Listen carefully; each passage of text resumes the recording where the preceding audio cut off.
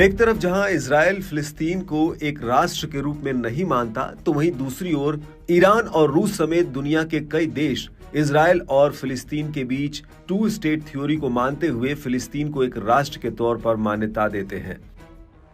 वहीं अब रूस ने एक नई चाल चलते हुए इजराइल समेत अमेरिका को भी चौंकाने का काम किया है।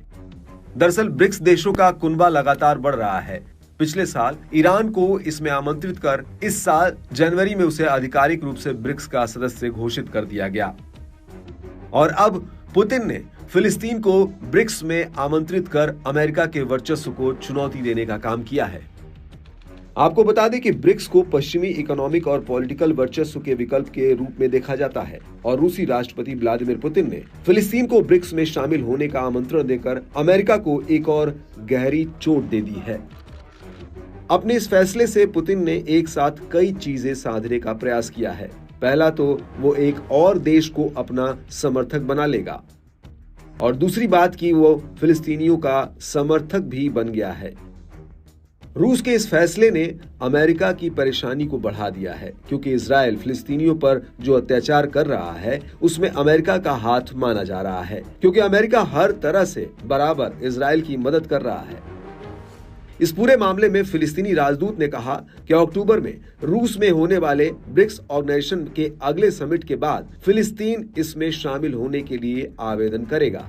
फिलिस्तीनी राजदूत ने कहा कि हम शिखर सम्मेलन के बाद इस संगठन में शामिल होने के लिए आवेदन भेजेंगे, जो 22 से 24 अक्टूबर तक रूस में आयोजित होने वाला है। उन्होंने ये भी कहा कि रूसी राष्ट्रपति ने फिलिस्तीनी अथॉरिटी के राष्ट्रपति महमूद अब्बास को इस कार्यक्रम में शामिल होने के लिए आमंत्रित किया है। उन्होंने इस निमंत्रण को सकारात्मक संदेश और फिलिस्तीनी लोगों के समर्थन का प्रतीक बताया।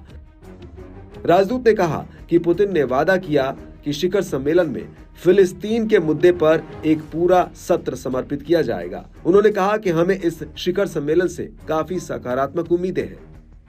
आपको बता दें कि ब्रिक्स में ब्राजील, रूस, भारत, चीन, दक्षिण अफ्रीका, ईरान, मिस्र, इथियोपिया और संयुक्त अरब अमीरात शामिल है। इस संगठन और इसके विदेश मंत्रियों ने कई मौकों पर इजराइल के अत्याचार के खिलाफ फिलिस्तीनियों के लिए समर्थन व्यक्त किया है।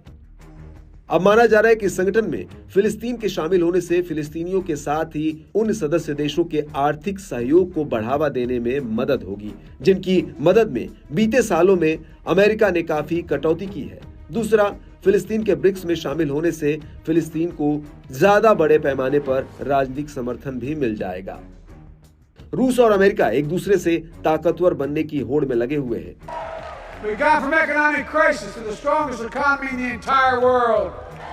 लेकिन ये आने वाला समय बताएगा कि कौन आगे निकल पाया है। एक तरफ अमेरिका नेपथ्य में रहकर अपने हित को साध रहा है, तो दूसरी तरफ रूस भी कमतर नहीं है, जो रणनीति के साथ साथ कूटनीति का भी बखूबी इस्तेमाल कर रहा है।